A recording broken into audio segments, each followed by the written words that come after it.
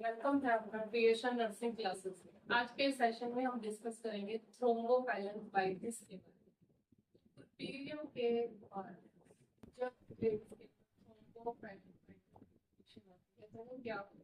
सबसे पहले पीरियड क्या है? पीरियड वो टाइम पीरियड है जो जैसे ही प्लेसेंटा की डिलीवरी हुई उसके बाद से लेके लगभग 6 वीक तक का जो टाइम पीरियड रहता है वो फिर पीरियड कहलाता है, जिसके अंदर जितने भी जो रिप्रोडक्टिव ऑर्गन्स हैं वो अपनी प्री प्रेग्नेंट स्टेज के अंदर आना शुरू हो जाते हैं, तो वो टाइम पीरियड कहलाता है पुर्पेरियम।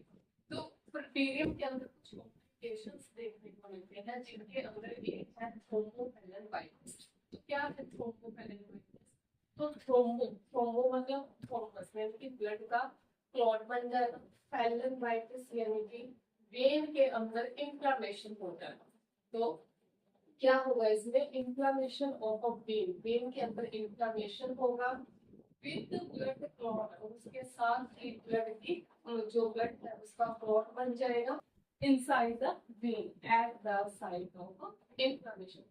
जिस जगह पर वेन वेन के अंदर जिस जगह पे ब्लड क्लॉट बना है उसी जगह पे क्या हो जाएगा? इंफ्लेमेशन हो जाएगा। तो ये जो प्रॉब्लम है थ्रोम्बोफाइलमाइटिस कहलाएगी। तो क्या क्या इसके कोजेस रहते हैं? तो सबसे पहले इसका कोज रहता है प्री एक्लेम्सिया। अगर लेडीज को प्री एक्लेम्सिया की कंडीशन थी, प्री एक्लेम्सिया क्या है?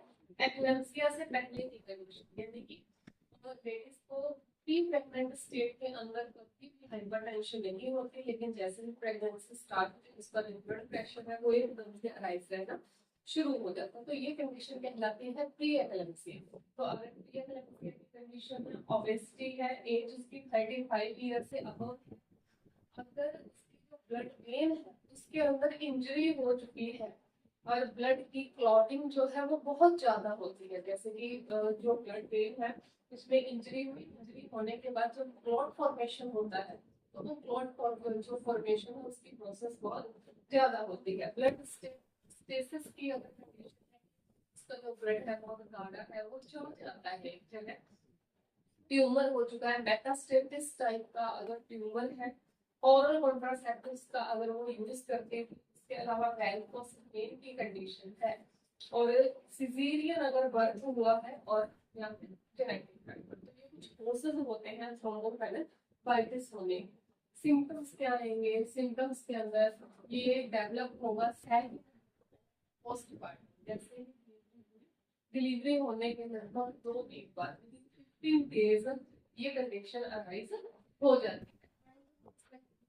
इसके अलावा जिस साइट पर थ्रोम्बोफाइलमाइटिस हुआ है यानी कि ब्लड क्लॉट बन चुका है उस जगह पे क्या होगा? टेंडरनेस, वो जगह सख्त हो जाएगी, वहां पेन होगा, रेडनेस आ जाएगी, स्वेलिंग आ जाएगी, वहां की जो मसल्स हैं वो अकड़ जाएंगी। इसके अलावा जो लेडी है उससे माइल्ड फीवर रहता है। तो ये कॉमन से सिम्टम्स रहते हैं थ्रोम्बोफाइलमाइटिस के। इसमें होगा क्या? जो पीरियड का उसमें ये सिम्टम्स आने शुरू होते हैं। इसके अलावा टेंडरनेस, जिसके साइड जिस ब्लड क्लॉट जो क्या है वहाँ की जो जगह है प्लेस होगा टेंडरनेस, यानी कि हार्ड हो जाएगी वो जगह, वहाँ ब्लड जो ब्लड है उसका क्लॉट बनेगा, जगह हार्ड होगी, पेन होगा, अगर वहाँ टच करेंगे पाल्पेट करेंगे तो पेन होगा, रेडनेस दिखाई देगी और उसके ऊपर स्वेलिंग आ जाएगी, वहाँ की जो मसल्स है वो बहुत ज्यादा अकड़ जाएगी एंड स्टिफ।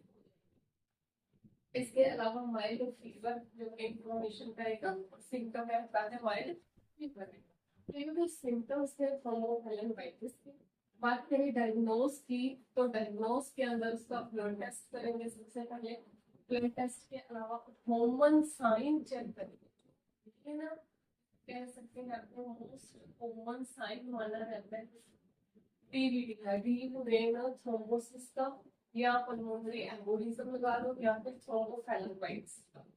किसी भी वेन के अंदर अगर ब्लड क्लॉट बन चुका है तो कॉमन साइन डिटेक्ट करते हैं। होता क्या है कॉमन साइन? जो लेडीज है उसे चेयर पर बिठा दिया जाएगा, बिठाने के बाद उसका जो फुट है, फुट की जो आगे फिंगर्स है उन्हें डोर्सिफ्लेक्शन दिया जाता है। इसलिए फुट है तो फुट की ये डोर्सल वाला प्लेस है, इनमें से फिंगर्स को पकड़ उसी फ्लेक्शन वाले पोजीशन में लेके जाते हैं तो जो उसकी काफ मसल्स है उसके अंदर पेन होना शुरू हो जाता है। तो मींस जो कॉमन साइन है वो पॉजिटिव है, पॉजिटिव है तो ब्लड का जो क्लॉट है वो बन चुका है। इसके अलावा डॉपलर यूएससी अल्ट्रासोनोग्राफी करेंगे, पाल्पेशन करेंगे। पाल्पेशन यानी कि स्पेस को पाल्पेट करके देखेंगे कि एग्जैक्टली जो ब्लड का क्लॉट है वो कहाँ है। तो हार्डनेस जहाँ होगी कि पेन के किस जगह पे हमें मसल्स है वो स्टिफ मिलती है, हार्डनेस का, तो पाल्पेशन करेंगे। इसके अलावा विनोग्राफी करेंगे या फ्लेंचोग्राफी होता है विनोग्राफी। विनोग्राफी क्या है? एक्सरे, एक टाइप का ये एक्सरे है, लेकिन इसमें क्या करते हैं, कॉन्ट्रास्ट डाई इंसर्ट कर दी जाती है वेन के अंदर। जो वेन है उसके अंदर डाई इंसर्ट कर देंगे ब्लड का फ्लो चेक करने के लिए, ब्लड का फ्लो कितना हो रहा है उतना हो जाएगा। तो ये इसका डायग्नोसिस। तो मेन इसमें क्या है, कॉमन साइन डिटेक्ट करना है, वेनोग्राफी करना। फिर है इसका ट्रीटमेंट। तो ट्रीटमेंट में क्या करेंगे, इंफ्लेमेशन है तो एंटी इंफ्लेमेटरी ड्रग्स देंगे। इसके अलावा एलिवेट करेंगे इस लिम्फ के अंदर उसके थ्रोम्बोफाइलमाइटिस या ब्लड क्लॉट बना है, उस लिम्फ को एलिवेट रखेंगे, हार्ट के लेवल से ऊपर रखते हैं। इसके अलावा प्रोफाइलेक्टिक एंटी कोएगुलेंट्स देंगे। तो कोएगुलेंट्स क्या करेंगे, ब्लड का जो क्लॉट है उसे कोएगुलेट कर देंगे। इसके अलावा इलास्टिक स्टॉकिंग का यूज करने के लिए बोलेंगे लेडीज को, एक तरह की है स्टॉकिंग्स होती है जहाँ ब्लड का क्लॉट बन चुका है से छिड़का दिया जाता है। इलास्टिक स्टॉकिंग जो क्या करेगी, उस लिप को थोड़ा वार्म रखने का काम करेगी, जिससे जो ब्लड का क्लॉट है वो जमेगा। ठीक है, ब्लड का क्लॉट क्या होगा, जो मसल्स है वो ज्यादा हार्ड नहीं होगी, धीरे धीरे वो रिजोल्व होना शुरू हो जाएगा। तो ये था थ्रोम्बोफाइलमाइटिस। तो ये था हमारा आस्था। मेरे आपको हमारा आस्था अच्छा लगा होगा। Thank you so much.